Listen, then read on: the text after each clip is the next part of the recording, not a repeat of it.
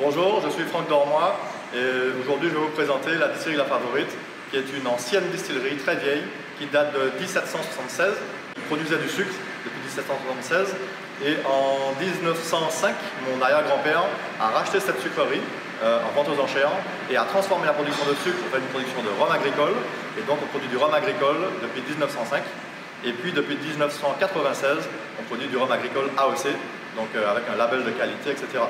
Et la particularité, c'est qu'on fonctionne encore avec des machines qui datent de 1905, qui fonctionnent à la vapeur. On a la plus petite production de l'île, et puis on coupe la canne entièrement à la main. On produit avec des fermentations très longues. On a deux colonnes à distiller, une colonne à distiller entièrement en cuivre et une partiellement cuivre, partiellement inox. Et ça nous permet de pouvoir avoir deux produits à la sortie, parce qu'il faut savoir que la distillation, la colonne à distiller va vraiment apporter son identité propre au rhum, et donc même si on avait la même canne et le même jus fermenté à la base, la distillation même, la colonne à distiller va apporter sa particularité au rhum.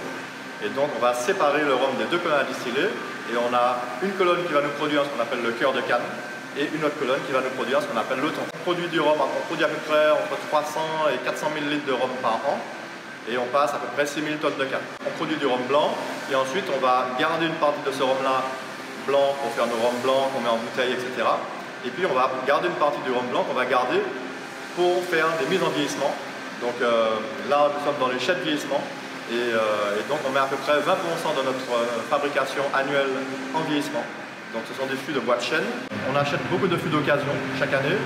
On a une majorité qui vient de Cognac, donc ce sont des chênes français. Et puis une minorité qui vient des États-Unis, ce sont des deuxièmes mains de Bourbon. On a à peu près 15% de deuxième main de Bourbon. Voilà. On a aussi depuis une dizaine d'années quelques fûts neufs, donc ça nous permet de faire des spécialités, puisqu'en fait les fûts neufs, il faut savoir qu'on peut vraiment choisir la chauffe, le type de bois, la maturation du bois, et donc ça permet justement d'apporter un plus au rhum AOC Martinique. À La Favorite, depuis 2006, j'ai commencé à sélectionner des variétés de canne qui nous, on va dire, qui nous vont le mieux. On a, 4 à 5 variétés de canne. On a la canne bleue, que tout le monde connaît.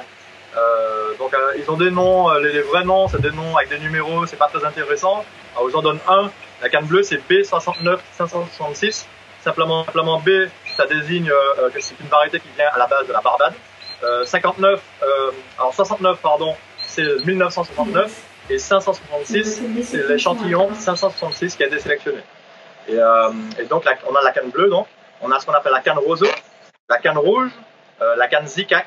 Donc ça, c'est un petit peu les 4 variétés qu'on a, on va dire, en plus grande quantité. Et puis on a aussi un peu de canne créole. Donc la canne créole, c'est une espèce de grosse canne très épaisse, très tendre, que les gens utilisent beaucoup pour les jus en Martinique, qui sont beaucoup dans les jardins, etc. Et donc voilà, je suis en train d'essayer de la multiplier pour ensuite pouvoir faire un rhum spécial avec cette canne-là. Donc on a déjà produit un canne avec cette canne créole, un rhum avec cette canne créole il y a de ça 3 ans, je crois, qu'on avait fait pour Christian de Montaguer. Et donc là, j'essaie de multiplier un petit peu cette variété de canne pour pouvoir en produire dans les années futures, pouvoir produire du rhum dans les années futures.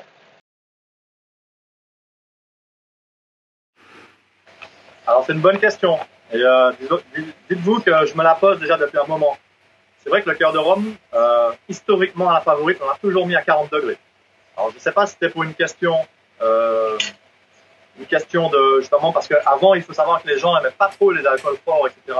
Donc depuis mon grand-père, il a toujours mis le cœur de rhum à 40 degrés.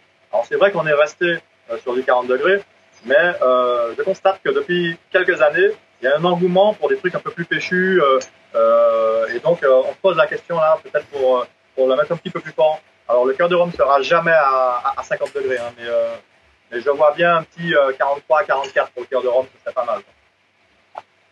Et disponible en métropole aussi. Pardon ? Qui sera disponible en métropole. En métropole, oui. Alors là, pour l'instant, enfin, il est déjà disponible en métropole, hein, le cœur de rhum. C'est vrai qu'il est très méconnu, malheureusement, alors qu'il est, franchement, il est exceptionnel. C'est un 4 ans d'âge. et il est très parfumé. Il y a un côté boisé qui est superbe. Effectivement, il manque un petit peu de pêche, quoi. Pour moi, il manque un peu d'alcool, mais on y travaille justement. Donc voilà. Je ne vais pas encore vous donner toutes les comment dire toutes les choses à venir, mais oui, on y travaille et il sera.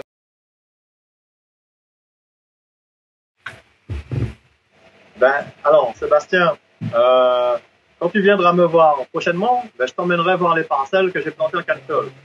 Tu sais, quand on a fait le rhum pour Christian Montaguer, j'avais une toute petite parcelle qui faisait 1000 mètres carrés.